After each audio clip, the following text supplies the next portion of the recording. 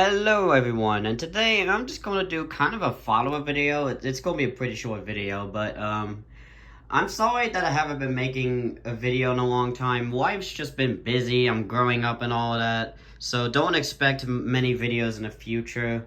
And I don't really plan to become a YouTuber. I just made videos for fun at school and experimented with stuff. I didn't think people would actually watch my videos. I'm very, very thankful for everyone's been watching my videos, though, because the amount of views my videos has was way more than what I expected. Because, like, I literally have a screenshot still saved on my computer when I got 300 views on my Nick Arcade video. And now that video has got, like, 22,000 views. It's crazy, but I really thank everyone for watching my videos. So, yeah, I don't plan on making many videos in the future, so I'm very sorry. But, this is just going to be kind of a room tour, so let's just start off with my desktop computer. This is a Dell Dimension 3000, as you can see right there. Windows XP Service Pack 3 with Pentium 4 CPU, 2 gigabytes of RAM. Very great computer for the time, and I plan to upgrade it in the future. Alright, so here we go. We got Supersonic right here. This is a 3D printed model that I did. It's, I really like it. It's very nice. And also got a little CRT TV. It's very small because we had to do it small because other students had to print theirs and they would take way too long and we didn't have much time left, so we had to do that. Supersonic ain't painted really good because we rushed it. We only had like 1 hour to paint, so that's why he doesn't look too good, but anyway. Alright, let's go with my retro setup now. I don't remember what model number this is. It's a DS something, but 20424, I think. But this was manufactured in January 2005, so kind of a later CRT, but it's a really nice one.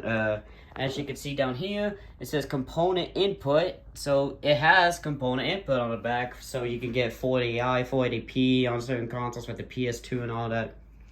And these Sonic figures, I got these a few years ago. Like, I just got them because this this Green Hill set was at Walmart a few years ago, and I got that, and I just kept expanding with putting figures on top of it. I think it looks really nice. Alright, over here, this is my best friend. I had permission to get these from him because they didn't work, so I went to clean them and fix them. I've cleaned both of them. The original Nintendo I'm gonna have to work on, but it seems like the pin connectors are dead in here, so I think I'm gonna have to replace those. But I did fix the Super Nintendo. It just needed a lot of cleaning. But these look really nice. Like, these are great looking systems, especially the Super Nintendo, because mine's starting to yellow, but that one ain't. That's really nice. Speaking of Nintendo, this is what I would like to call the Nintable. Yeah, it's stupid, but I thought it was clever. So, first of all, we got the original Nintendo Entertainment System. Any person born before the 80s should remember this beast. I love this game console, but I also hate it because it is hard to maintain, very faulty system because of how it's designed and all that. But it has great classic games, and I respect it for what it did to the video game industry. Without it, video games wouldn't be as big as it is today. Now, the Super Nintendo I got pretty recently, just a few weeks ago, and like, it looks really nice on the outside, but on the inside, it smelled horrible, like, really horrible. So I went to open it, and like, there was like an infestation that happened, dead bugs and all that. It was really gross on the inside, so I cleaned all of it. The smell's still there. I don't know what even happened to this system. It just begs the question sometimes, like, when you see a dirty gaming system, you're like, how did this happen, you know? It's kind of funny how that works. Next up, we got Nintendo 64. I love this system. It has amazing games, and it's a kind of a super nostalgic system for me because this is the very first retro game console I ever owned. I got it from a neighbor, and me and him played a lot of GoldenEye and Mario Kart and all that. It was very fun. Great system, though. Here is the Nintendo GameCube with the box. In my opinion, this is the most underrated gaming console ever. It is so good. It has probably some of the best video games ever made, some of the best 3D games, and the amount of Nintendo franchises that were on it were pretty insane. It's such an amazing system. I love Super Smash Bros. Melee and everything else on there. Alright, next up we got the Sega Genesis. This is a Model 1. What revision this is a VA 6.5 Genesis, so it doesn't have the high definition graphics text on the top, but the audio is still really nice.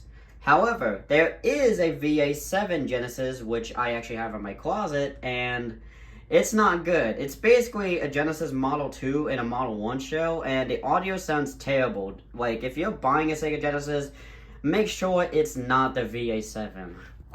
Okay, anyway, this right here is the Sega CD Model 2. I got Sonic CD in there right now. And yeah, I actually have two inputs hooked up to this thing. I have an RF adapter and composite. This thing right here, this is a Nintendo RF adapter. I don't know if you can really see very well. But that is a Nintendo RF adapter. It works on the Sega Genesis, works on this and that. And I might as well just turn it on just so I can show you. So this right here, this is going to be in composite. Sega. So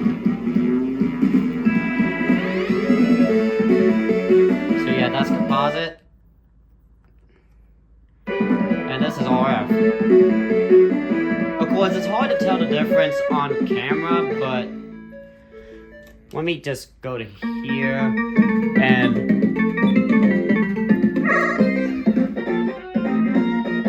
I'm gonna just go in here. So yeah, you can probably see a little better here. So this is RF, remember, and then I'll switch it back to video 1. And that's video 1.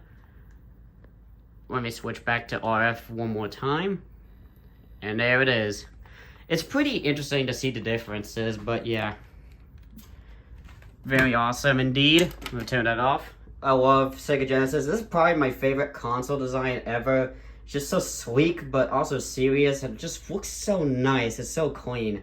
Compared to the Super Nintendo, like, this just looks like a kid's toy. It just looks like a blocky kid's toy, and weird purple switches. It's just such an odd console design. Over to the right, we have a Sega Mega Drive. I got this just because I was curious about the European experience. Problem is that I didn't know none of my TVs were 50 Hertz, so I had to get a connector or a converter. But this thing's awesome. It's very fun, and it's pretty interesting to see how PAL players played back in the day, because I don't know, like, it's just weird to see how PAL players played back then, because, you know, I'm an NTSC person, but yeah. It's just very interesting. Basically, what PAL versions of games back then were, they were slowed down compared to how everywhere else it was, because different hertz and all that. I would look up videos about 50 hertz versus 60 hertz, because there's great videos talking about it online.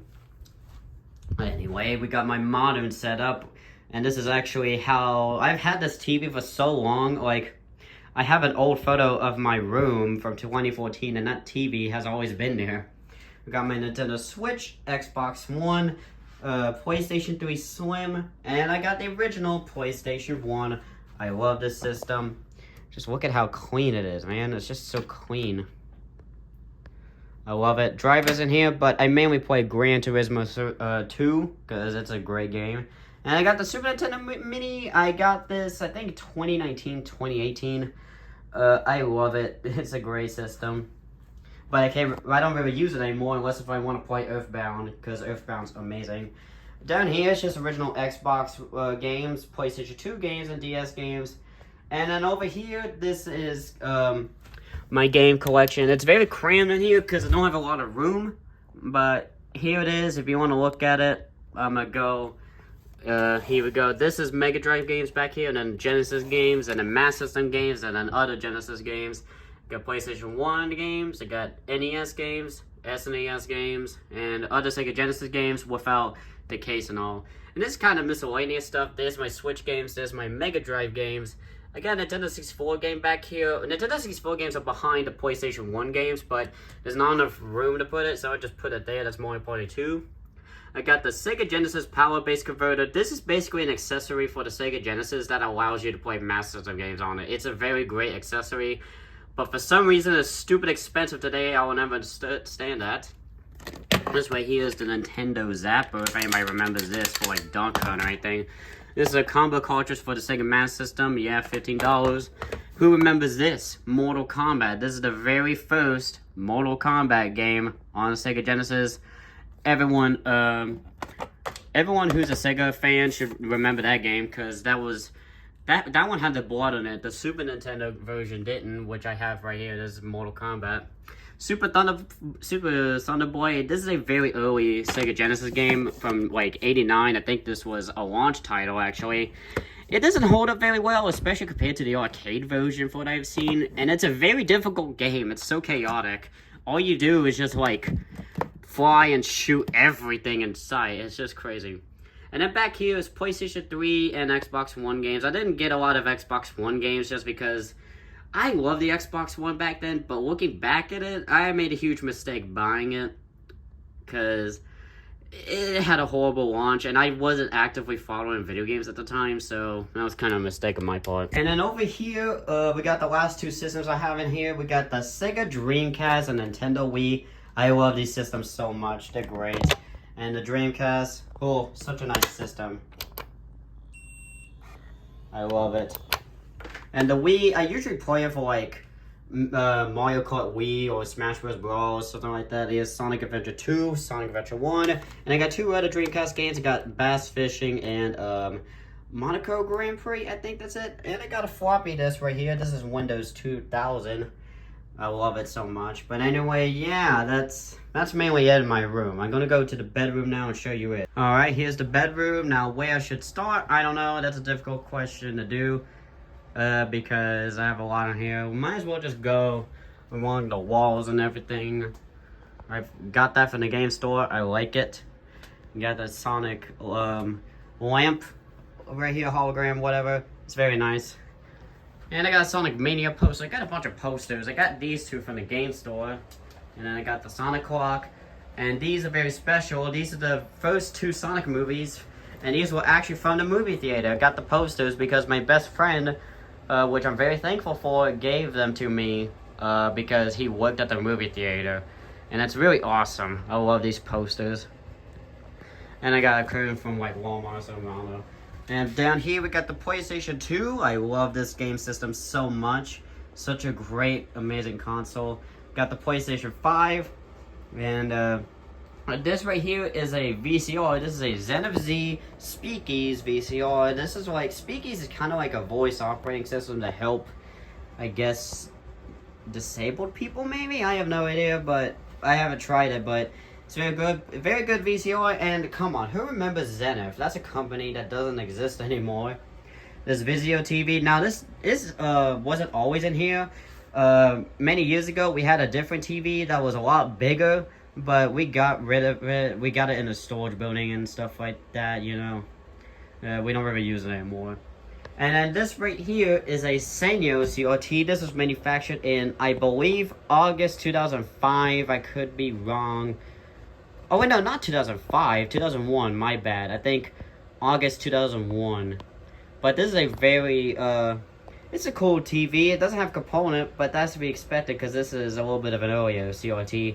I saved this because someone was going to throw it in the trash, and I said, nope, I'm saving that. I gotta save all CRTs.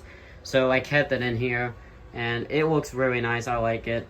And the games on here look pretty phenomenal, honestly, on there. It's very nice. And then this right here is the Atari 2600, or the VCS if you want to get technical.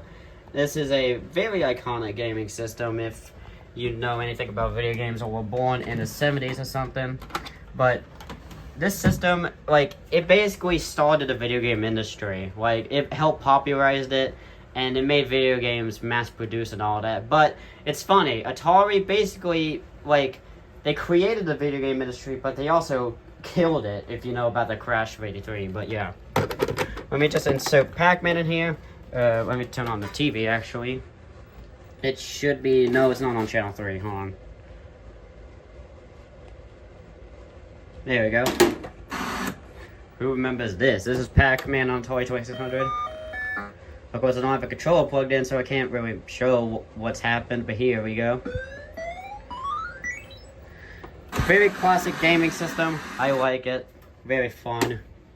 And yeah, that's basically it. That's really all I have to say here. I want to thank everyone for watching this video, and thanks for all the support. I really do. And yeah, it's crazy to think that I had, like, how my videos have been going, and I really appreciate everyone that's been watching them. I really do. So yeah, that's gonna be the end of this video. Thank you everyone for watching, and hope you have a great day.